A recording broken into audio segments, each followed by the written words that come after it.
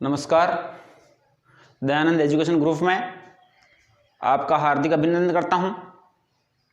पिछली क्लास में हम पढ़ रहे थे VBT, valency bond theory. Valency bond theory के बारे में हमने जाना था।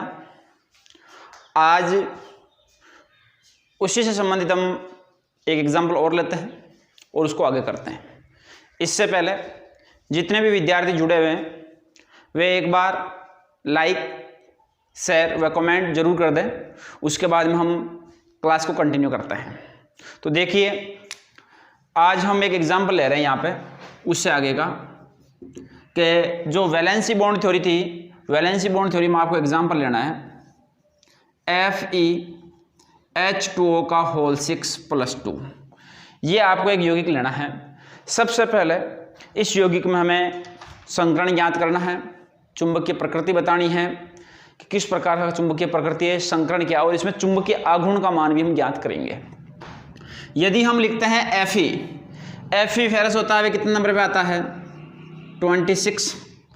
यदि इसका इलेक्ट्रॉनिक विन्यास लिखे तो क्या लिखेंगे, आर्गन 18 नंबर पे होता है, और आर्गन के बाद में क्या आता है 3d6। अब 18 और 24, अब 3d6, इसके बाद में क्या जाता है 4s2। यहाँ पे चार्ज कितना है +2 है, तो इसको क्या लिखेंगे Fe+2। Fe+2 के बाद में क्या लिखेंगे 3d6 4s0। ये चीज़ लिखेंगे या नहीं लिखेंगे इलेक्ट्रॉनिक विन्यास में। अब यदि हम इसको संकरण की प्रकृति के आधार पर Fe+2 के रूप में लिखें तो क्या लिखेंगे, D है तो D के लिए क्या लिखेंगे हम 1 2 3 4, 1 2 3 4 5। इसके बाद में 4s और उसके बाद में क्या जाएगा 4p। तो इन चीज़ों को हम दर्शाएंगे 4s और 4p के रूप में। अब देखिए, यदि हम 3d की बात करते हैं कि यहाँ पे 3d है, d में कितने इलेक्ट्रॉन है 6 है, कितने हो सकते हैं 10 हो सकते हैं। तो यदि हम आप यहाँ पे 6 की बात करें तो यहाँ पे Fe+2 है, और Fe+2 के लिए आपके पास में 6 है, तो 1 2 3 4 5 और ये क्या हो गए 6 हुए कि नहीं हुए। अब 6 इलेक्ट्रॉन आपने यहाँ पे भर दिए। अब भरने के बाद में यहाँ पे क्या है, ये 3d है, ये क्या 4s है, और ये क्या है 4p है। अब ये भरने के बाद में हमें ये ध्यान देना है कि इसमें जो लिगेंड जुड़ा हुआ है, ये लिगेंड प्रबल सत्र लिगेंड है या दुर्बल सत्र लिगेंड है। यदि प्रबल सत्र लिगेंड होगा तो जो अयुग्मित इलेक्ट्रॉन हैं वे सारे क्या हो जाएंगे, युग्मित हो जाएंगे। और यदि दुर्बल सत्र लिगेंड हैं तो ये जो अयुग्मित इलेक्ट्रॉन हैं वे युग्मित नहीं होंगे। तो करो याद उसको, जिससे आपको दुर्गंध प्राप्त होती है, और दुर्गंध के रूप में आप क्या लेते हो SOx, SOx, SOx लेते हो नहीं लेते हो। और SOx में यदि ये H2O आता है तो इसका मतलब क्या, ये दुर्बल सत्र लिगेंड है। SOx में आता है ना, इसमें OH OX H2O, तो ये यहाँ पे कौन सा लिगेंड है, दुर्बल सत्र लिगेंड है। और दुर्बल सत्र लिगेंड होने के कारण इसका युग्मन नहीं होगा। तो इसमें आप ये लिख सकते हो H2O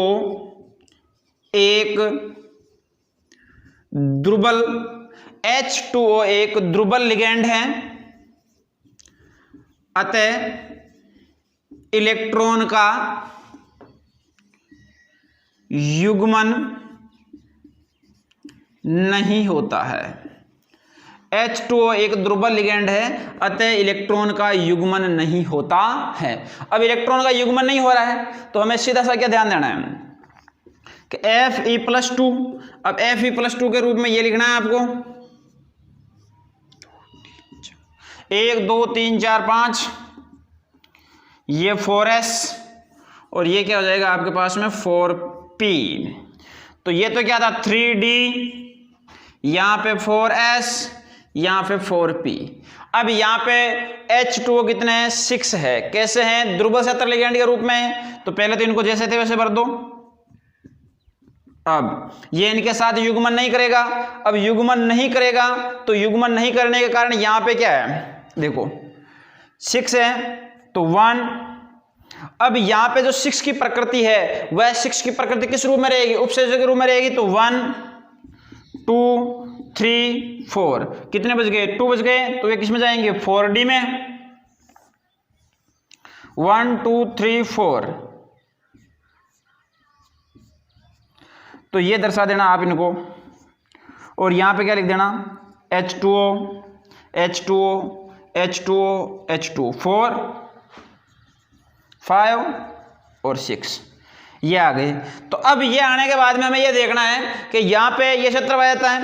तो अब इसमें आपको संकरण सीधा सा पता होना चाहिए कि संकरण की यदि बात करें, किसकी बात करें हम? संकरण की। तो संकरण की जो प्रकृति रहेगी कि यहाँ पे sp3d2, ये भाई s1 है, ये लिख दिया s, p कितने 3 तो ये p3, d कितने 2 तो d2, तो sp3d2 तो क्या हो जाएगा? इसमें संकरण हो जाएगा। अब sp3d2 संकरण होने के बाद में इसकी जो ज्यामितीय संरचना है वह आपने पहले ही लिखी थी कि इसकी ज्यामितीय संरचना कैसी होगी? अष्टफलकीय। अष्टफलकीय ज्यामितीय संरचना कैसी हो जाएगी? इसकी अष्टफलकीय हो जाएगी। और ज्यामितीय संरचना अष्टफलकीय होने के बाद में यदि हम बात करते हैं इसकी कि इसमें चक्रण कैसा होगा, कि बाह्य चक्रण होगा या आंतरिक चक्रण होगा, तो इसमें जो चक्रण है उस चक्रण की बात करते हैं। यदि हम उसमें यही कह रहे थे कि जिसमें जो अयुग्मित इलेक्ट्रॉन है उनका युग्मन हो जाता है तो आंतरिक चक्रण होता है, और जिनका युग्मन नहीं होता है तो उससे हम क्या कह रहे थे? बाह्य चक्रण। क्योंकि इसमें n-d यानी nd के रूप में इलेक्ट्रॉन थे, n कोष्टक 1 - d के रूप में नहीं थे, तो ये कैसा चक्रण है? बाह्य चक्रण है। और चक्रण की प्रकृति बाह्य है। इसके अलावा हम इसमें क्या कहेंगे? इसका चुंबकीय गुण कैसा है? चुंबकीय गुण में जिसमें इलेक्ट्रॉनों का युग्मन नहीं हो रहा है तो वे कैसे होंगे? अनुचुंबकीय। अनुचुंबकीय होंगे। कैसे होंगे? अनुचुंबकीय। अब ये तो चीज यहां तक होती है कि भाई इसके मुख्य गुण आ जाते हैं। अब यदि हम इसमें बात करें कि इसमें यदि हम चुंबकीय आघूर्ण ज्ञात करें, क्या ज्ञात करें? चुंबकीय आघूर्ण। तो देखिए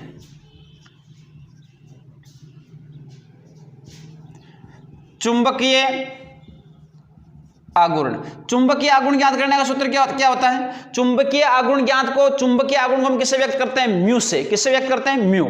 और म्यू से इसको व्यक्त करने के बाद में आप ऐसे लिखते हो कि म्यू बराबर n कोष्टक n+1 या 2, n बराबर n कोष्टक +2 होता है। और इस 2 की इकाई को हम किससे व्यक्त करते हैं? बोर मैग्नेटॉन से। किससे करते हैं? बोर मैग्नेटॉन Bm से। ये बोर मैग्नेटॉन। अब यहाँ पे जो n है वह अयुग्मित इलेक्ट्रॉनों की संख्या है। किसकी संख्या है? अयुग्मित इलेक्ट्रॉन। अब इसमें देखिए अयुग्मित इलेक्ट्रॉन कितने हैं? 1 2 3 4 है कि नहीं है? जिसमें अयुग्मित इलेक्ट्रॉन कितने? 4 हैं। अब 4 अयुग्मित इलेक्ट्रॉन होंगे तो 4 के रूप में आप ज्ञात कर लो, तो क्या लिखोगे? म्यू बराबर 4 + 2।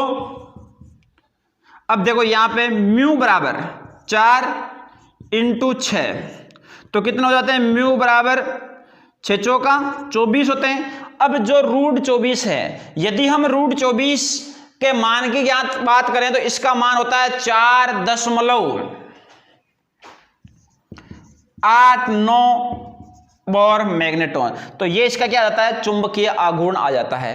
तो आपको यदि किसी भी का चुंबकीय आघूर्ण ज्ञात करना हो तो उसमें n कोष्टक n+2 का रूट ज्ञात करना होता है, और उसमें n होता है अयुग्मित इलेक्ट्रॉनों की संख्या होती है। तो ये होता है बोर मैग्नेटॉन ज्ञात करने का सूत्र। तो एक इसी प्रकार से दुर्बल क्षेत्र लिगेंड का था, इसको आपको अच्छी तरह से जानना है। और यदि आप इसमें ये जानो कि इसकी संरचना कैसी होगी, तो संरचना आप सीधी सी ये कह सकते हो कि Fe है, और Fe के रूप में आप इसकी संरचना बना लेना ऐसे।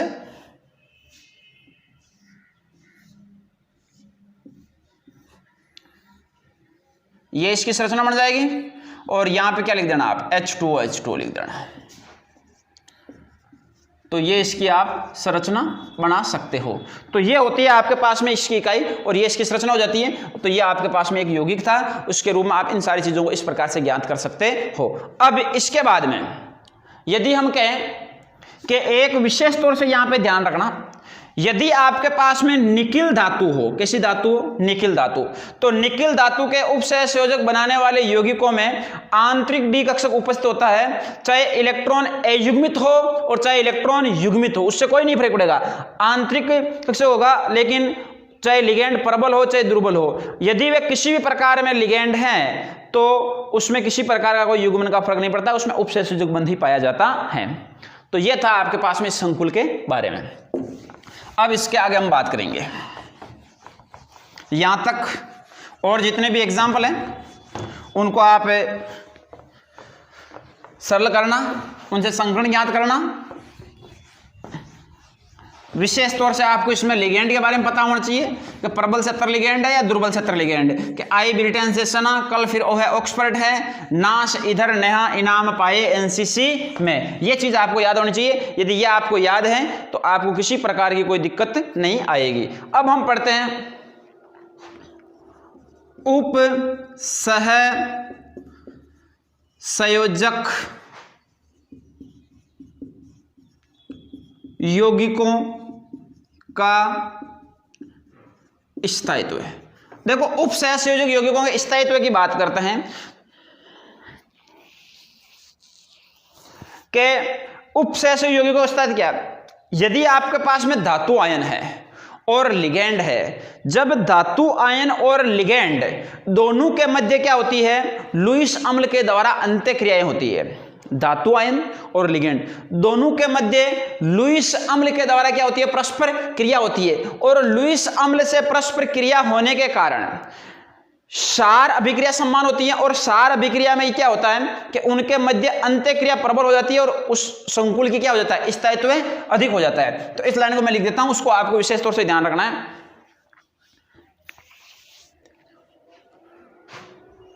धातु आयन व लिगेंडों के मध्य अंत्यक्रिया, धातु आयन व लिगेंडों के मध्य अंत्यक्रिया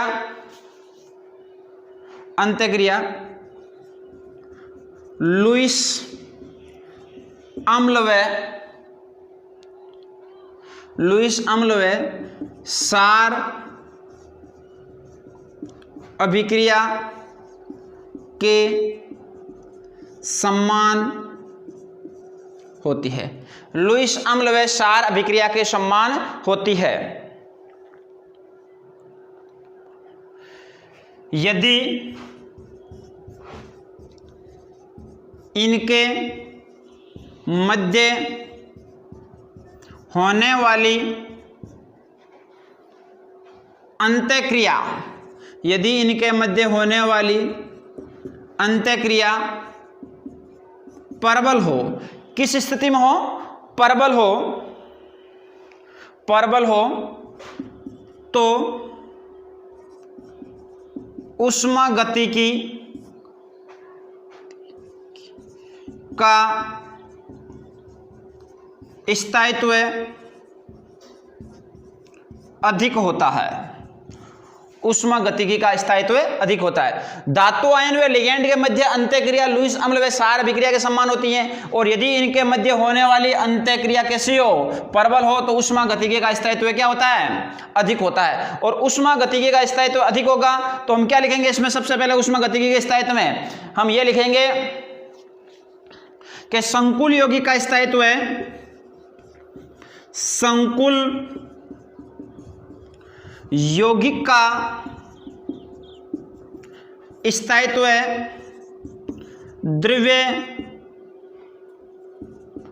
द्रव्यानुपाती नियमानुसार किया जाता है। किसके द्वारा किया जाता है, द्रव्यानुपाती क्रिया नियमानुसार या द्रव्यानुपाती नियमानुसार किया जाता है। जैसे आपके पास में लिखा M कोई मेटल है, N उनकी संख्या, L क्या यहाँ पे लिगेंड है। यदि आपको इसको ज्ञात करना है तो क्या लिखोगे आप, MLN, क्या लिखोगे, MLN। तो यहाँ पे केस और केस होता है स्थायित्व स्थिरांक, क्या होता है, स्थायित्व स्थिरांक। इसको ज्ञात करने के लिए लिखते हैं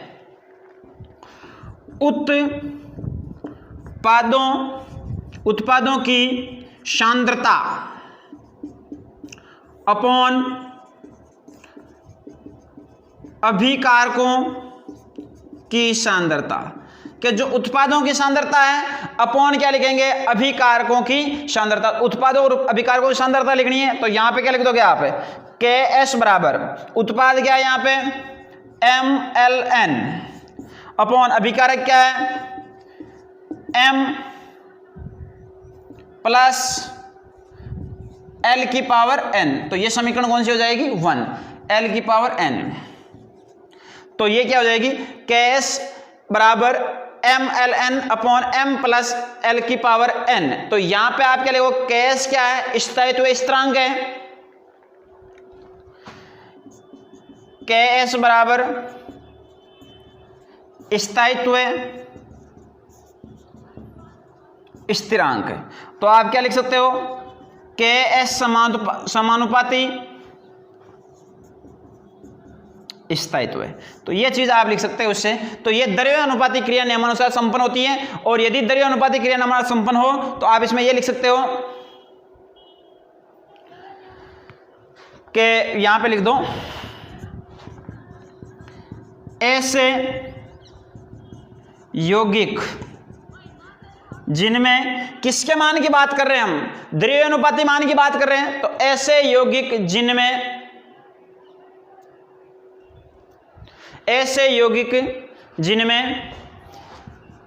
Ks का मान अधिक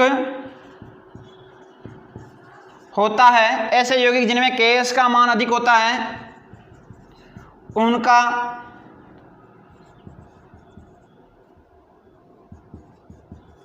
स्थायित्व भी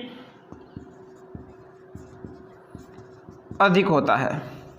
ऐसे यौगिक जिनमें Ks का मान अधिक होता है, उनका स्थायित्व भी क्या होता है, अधिक होता है। यह चीज हमें पता होनी चाहिए, जिनमें Ks का मान जितना अधिक होगा उनका स्थायित्व भी उतना ही क्या होगा, अधिक होगा। यह चीज हमें पता होनी चाहिए। अब इसके अलावा यदि हम बात करें कि भाई स्थायित्व की बात हो गई, अब यदि हम लिगेंड के प्रकृति की बात करते हैं, एक नंबर कि आपके पास में जो लिगेंड का प्रकृति है उसकी बात करें, तो देखना लिगेंड की प्रकृति की बात करेंगे कि लिगेंड की प्रकृति किस प्रकार होनी चाहिए आपके पास में।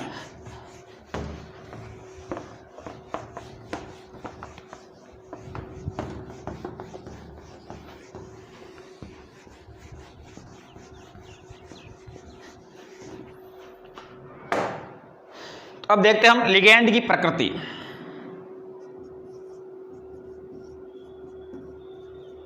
लिगेंड की प्रकृति, देखो लिगेंड की प्रकृति क्या है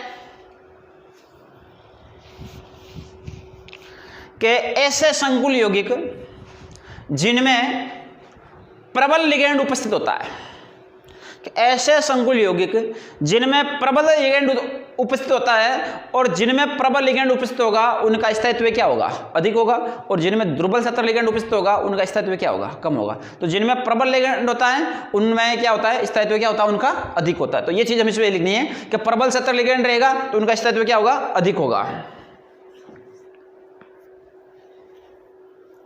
कि ऐसे संकुल यौगिक, ऐसे संकुल यौगिक जिनका, ऐसे संकुल यौगिक जिनमें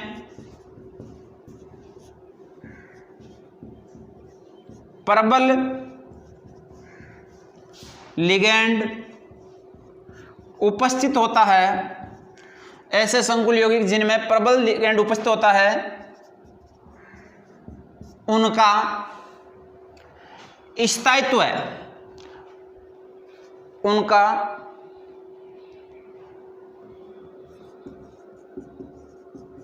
स्थायित्व अधिक होता है, उनका स्थायित्व क्या होता है, अधिक होता है। क्योंकि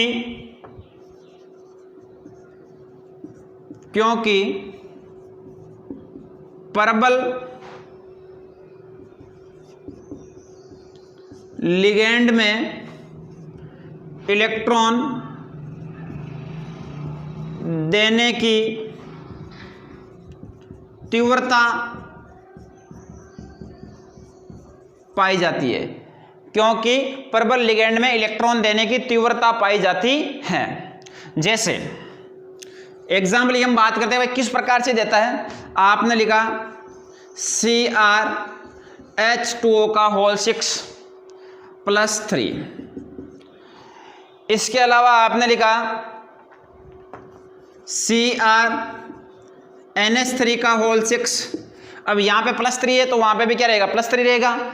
अब देखो इनमें प्रबल कौन है कि यहाँ पे तो कैसा क्षेत्र लिगैंड है, दुर्बल क्षेत्र लिगैंड है, वहाँ पे कैसा प्रबल क्षेत्र लिगैंड है, तो स्थायित्व है किसका अधिक रहेगा, NH3 का रहेगा, क्योंकि ये कैसा लिगैंड है, इसमें दुर्बल लिगैंड है।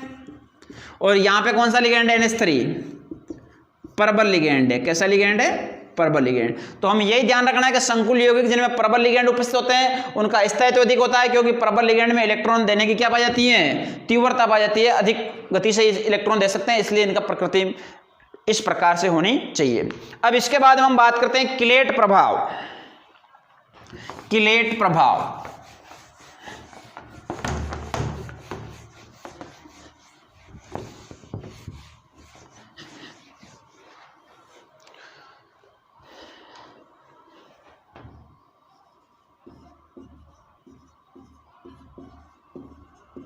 किलेट प्रभाव, देखो ये इंपॉर्टेंट है, वेरी वेरी ध्यान रखना इस किलेट प्रभाव का।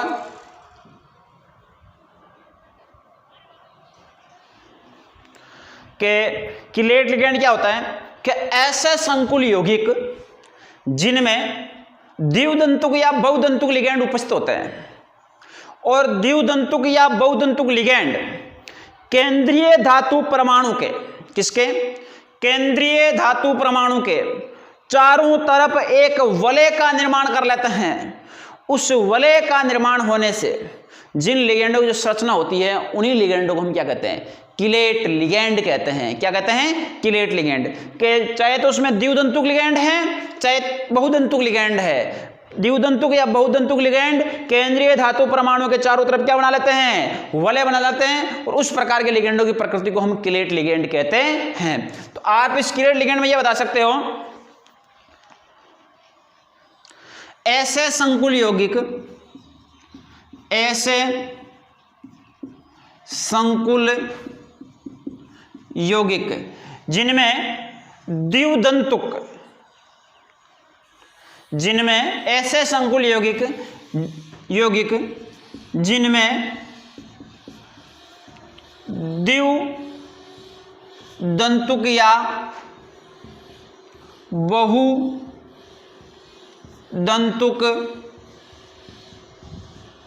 लिगैंड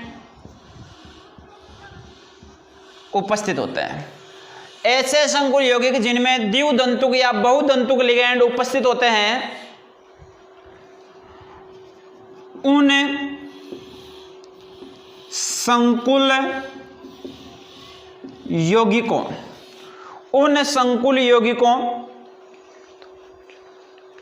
उन संकुल यौगिकों में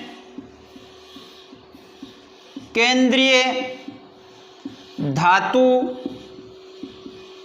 परमाणु के चारों ओर एक वलय का निर्माण होता है। एक वलय का निर्माण होता है। ऐसे संकुल यौगिक जिनमें द्विदंतुक या बहुदंतुक लिगैंड उपस्थित होते हैं उन संकुल यौगिकों में केंद्रीय धातु परमाणु के चारों ओर एक वलय का निर्माण होता है, जिसे हम क्या कहते हैं, जिसे किलेट वलय कहते हैं। क्या कहते हैं, किलेट वलय कहते हैं। जिनमें वलय का निर्माण होता है उन्हें किलेट वलय कहते हैं। जिस कारण संकुल यौगिक का स्थायित्व बढ़ जाता है, जिस कारण संकुल यौगिक का स्थायित्व बढ़ जाता है, जिसे किलेट प्रभाव कहते हैं, जिसे किलेट प्रभाव कहते हैं। इस प्रकार के लिगेंडों को किलेट लिगेंड, इस प्रकार के लिगेंडों को किलेट लिगेंड कहते हैं। तो ऐसे संकुल यौगिक जिनमें द्विदंतुक या बहुदंतुक लिगेंड उपस्थित होते हैं, उन संकुल यौगिकों में केंद्रीय धातु परमाणु के चारों तरफ एक वलय का निर्माण होता है जिसे किलेट वलय कहते हैं, जिस कारण संकुल यौगिक का स्थायित्व बढ़ जाता है, जिससे किलेट प्रभाव कहते हैं। और इस प्रकार के लिगेंडों को हम कौन से लिगेंड कहते हैं? किलेट लिगेंड कहते हैं। ये बोर्ड एग्जाम के तहत इंपॉर्टेंट है, अच्छी तरह से इस परिभाषा को ध्यान रखना। यदि हम एग्जाम्पल की बात करें, भाई किस प्रकार के एग्जाम्पल इनको माना जाता है, जैसे आपने लिखा एग्जाम्पल लिखते हैं किलेट लिगेंड का, कि आपने लिखा CuEn का होल ट्वाइस +2, ये एक यौगिक लिया और इस यौगिक में हम किलेट लिगेंड की वलय बनाते हैं कि भाई किस प्रकार की ये वलय बनाता है। तो यहाँ पे क्या लिखोगे आप? Cu। अब Cu लिखने के बाद में यहाँ पे क्या है? En का मतलब क्या होता है? एथिलीन डाइएमीन होता है। और एथिलीन डाइएमीन को दर्शाने के लिए हम क्या लिखेंगे कि एथिलीन डाइएमीन किससे जुड़ा हुआ है? Cu से जुड़ा हुआ है। तो यहाँ पे हम क्या लिखेंगे? NH2 CH2। अब NH2 और CH2 इससे क्या जुड़ा होता है? C डबल बॉन्ड और O। इसी प्रकार से यहां पे इसको जोड़ देना और यहां से इसको जोड़ देना, तो दो हैं, तो एक इसी प्रकार से उस तरफ जोड़ दो। तो यहां पे क्या लिखोगे आप?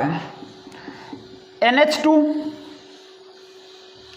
CH2 C double bond O और यहां पे जोड़ देना और इसको क्या कर देना? कोष्टक में बंद कर देना, प्लस क्या लगा देना? 2 लगा देना। तो ये एक वलय रूपी संरचना बनती है कि नहीं बनती है? इस वलय रूपी संरचना को हम कौन सा लिगेंड कहते हैं?